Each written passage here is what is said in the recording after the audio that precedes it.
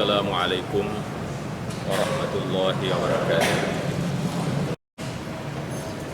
Alhamdulillahilladzi anzala as-sakinata fi qulubil mu'minin liyazdadu imanan ma'a imanihim. Asyhadu an la ilaha illallah wahdahu la syarika lah wa asyhadu anna Muhammadan 'abduhu wa rasuluh. Allahumma salli wa sallim ala sayyidina Muhammad wa ala alihi wa sahbihi wa man tabi'ahu bi ihsanin ila yaumiddin. Amma ba'du fa ya ayyuhal hadirun usikum wa iyaya bi taqwallahi wa ta'atihi la'allakum turhamun. Qala Allah subhanahu wa ta'ala fi kitabihil karim, a'udzu billahi minasy syaithanir rajim. Ya ayyuhalladzina amanu kunu qawwamina lillahi syuhada'a bil qist wa la yajrimannakum shana'anu qaumin 'ala alla ta'dilu i'dilu huwa aqrabu littaqwa wattaqullaha innallaha khabirun bima ta'malun. Ma'asyiral muslimin rahimakumullah, marilah kita senantiasa memelihara dan meningkatkan ketakwaan kita kepada Allah, karena hanya dengan itu kita dapat meraih kebahagiaan fid dunya wal akhirah. Kemerdekaan itu adalah pintu menata dan menegakkan keadilan, karena dimanapun penjajahan itu selalu akan membawa pada kezaliman dan ketidakadilan. Oleh sebab itu tentu kita bersyukur diberikan kemerdekaan setelah 78 tahun, dan dalam keseharian kita berupaya untuk senantiasa menegakkan keadilan itu. Menurut Syekh Murtada Mutahari, hadirin yang mulia, ada 4 hal yang mesti kita pahami dalam memaknai keadilan itu. Yang pertama disebutkan sebagai at-tawazun. At-tawazun itu artinya keseimbangan yang dalam kehidupan sehari-hari dapat digambarkan bahwa jika di dalam satu masyarakat semua komponen dalam masyarakat itu bekerja, beraktivitas sesuai dengan fungsinya, maka di situ ada at-tawazun. Semua orang bergerak sesuai dengan fungsinya. Sebagai ilustrasi, di lengan kita boleh jadi ada jam tangan, jam analog yang jarumnya ada 3. Ada yang panjang, ada yang sedang, dan ada yang pendek. Semua jarum jam itu menunjukkan sesuatu yang memberi kebermaknaan. Kalau ketiga jarum itu berlomba-lomba cepat-cepatan bergerak, maka di situ tidak ada tawazun, atau artinya tidak ada keadilan. Oleh sebab itu, apapun jabatan kita, apapun pekerjaan kita, ketika kita melakukan sesuai dengan fungsi itu, maka di sana ada keadilan. Kalau seorang OB berakting sebagai rektor misalnya, maka di sana tidak akan terjadi at-tawazun yang bisa bermakna tidak ada keadilan. Oleh sebab itu, semua komponen dalam satu sistem ketika melaksanakan tugasnya sesuai dengan fungsinya, maka di sana ada keadilan. Yang kedua, al-musawa, persamaan.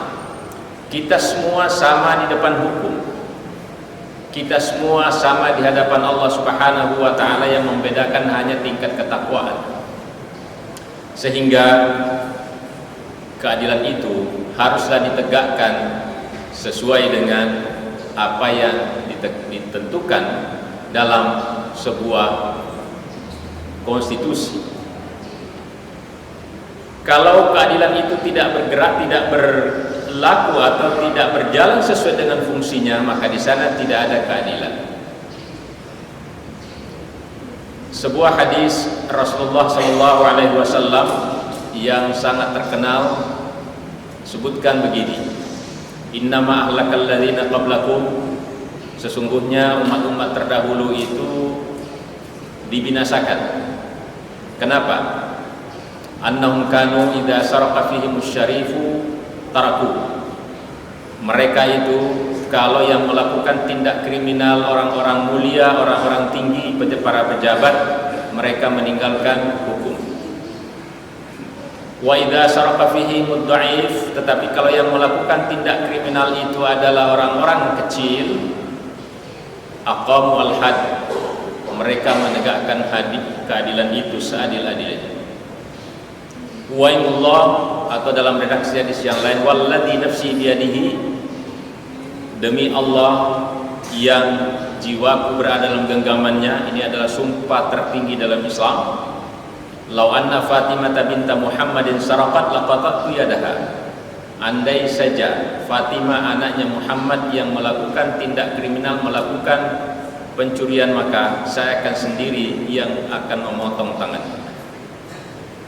Hadirin yang mulia, jika hukum sudah bergerak sesuai dengan tanpa pandang bulu, maka di situ ada keadilan. Yang ketiga, menurut Muqtada Mutahari adalah u'tudi kulli haqqin haqqah, memberikan hak orang yang berhak. Misalnya seseorang yang memberi pekerjaan, maka dia harus membayar pekerjaan itu sesuai dengan perjanjian. Bahkan di dalam Islam tidak diperkenankan untuk menunda hak-hak orang lain. Ada sebuah hadis yang juga sudah lazim kita dengar, utul ajira ajrahu qabla ayyajif fa'uruhu. Berikanlah upah para pekerja itu bahkan kalau perlu keringatnya belum kering. Ini adalah bentuk bahwa keadilan itu adalah ketika kita memberikan hak-hak orang lain sesuai dengan haknya, dan kita tidak melakukan satu penyimpangan apapun, karena kezaliman itu adalah bentuk-bentuk yang sangat dibenci oleh Allah Subhanahu wa taala. Yang keempat adalah adalatur rabb. Seringkali orang membandingkan keadilan manusia dengan keadilan Tuhan. Hadirin yang mulia, Allah Subhanahu wa taala adalah yang maha adil. Kalau kita lihat ciptaannya, tidak ada satupun yang tercela. Semua sesuai dengan keseimbangan, semua sesuai dengan fungsi-fungsinya. Manusia yang seringkali menganggap bahwa ciptaan Allah ada yang buruk, semua ciptaan Allah adalah baik, hanya kadangkala dari sudut pandang manusia menganggap ciptaan Allah ada yang buruk. Hadirin yang mulia, Allah Maha Adil, tidak menciptakan keburukan dalam kehidupan ini, seringkali hanya kita yang menilainya sebagai buruk.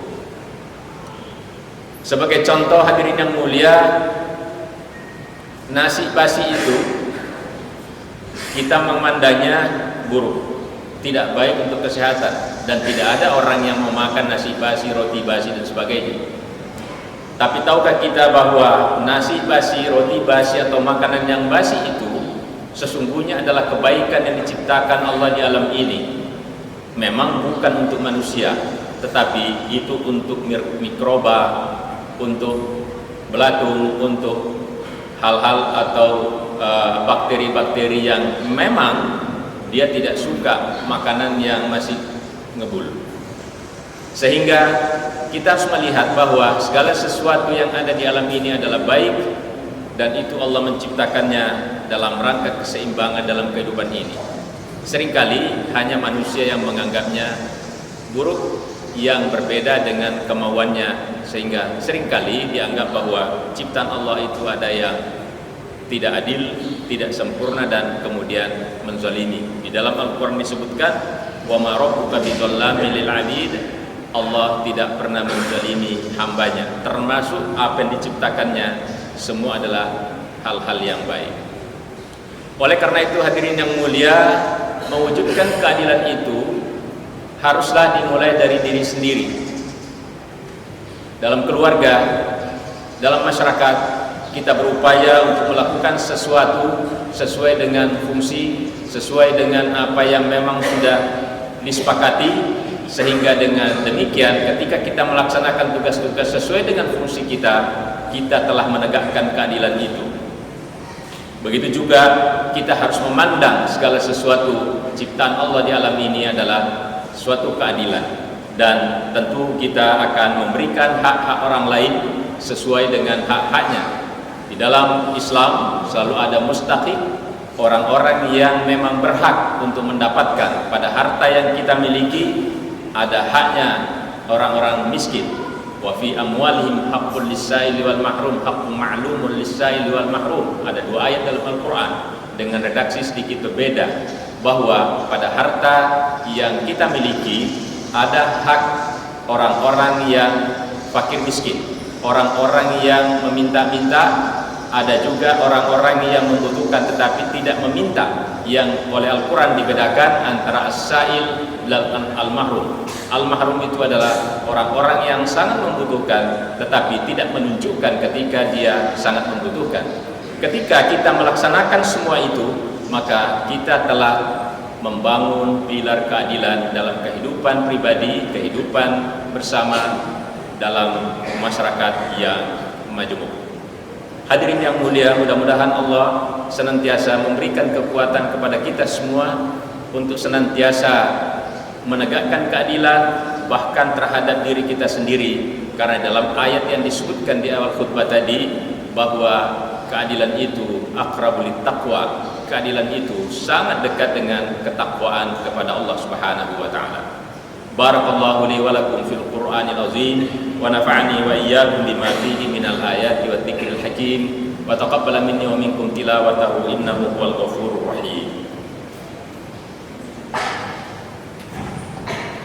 Allahumma salli ala sayyidina Muhammad wa ala ali sayyidina Muhammad.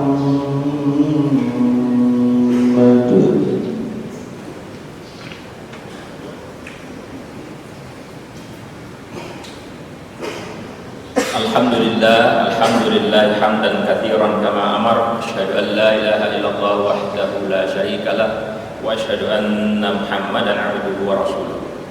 Allahumma fassalli wa sallim ala hadzal nabiyil karim wa ala alihi wa sahbihi wa man tabi'ahu bi ihsanin ila yaumiddin. Amma ba'du, fa ya ayyuhal hadirun usikum wa iyaya bi taqwallahi faqad fazal muttaqun. Qala Allah Subhanahu wa ta'ala fi kitabil karim, a'udzu billahi minasy syaithanir rajim. Inna Allaha wa malaikatahu yusalluna 'alan nabi ya ayyuhalladzina amanu sallu 'alaihi wa sallimu taslima. Wa qala adamu ud'uni astajib lakum.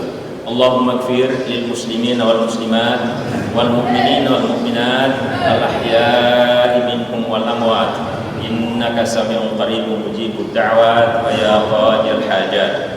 Allahumma rabbana la tuzigh qulubana ba'da idh hadaytana wa hab lana min ladunka rahmatan innaka antal wahhab. Allahumma rabbana aslih lana dinana alladhi huwa 'ismatu amrina wa aslih lana dunyana allati fiha ma'ashuna wa aslih lana akhiratana allati ilaiha ma'aduna waj'alil hayata ziyadatan lana fi kulli khair waj'alil mauta rahatan lana min kulli syarr bi rahmatika ya arhamar rahimin. Allahumma rabbana atina fid dunya hasanah wa fil akhirati hasanah wa qina adzaban nar walhamdulillahi rabbil alamin. Ibadallah, innallaha ya'muru bil adli wal ihsan wa ita'i dzil qurba wa yanha 'anil fahsya'i wal munkari wal baghi ya'idukum la'allakum tadhakkarun wa la dzikrullahi akbar.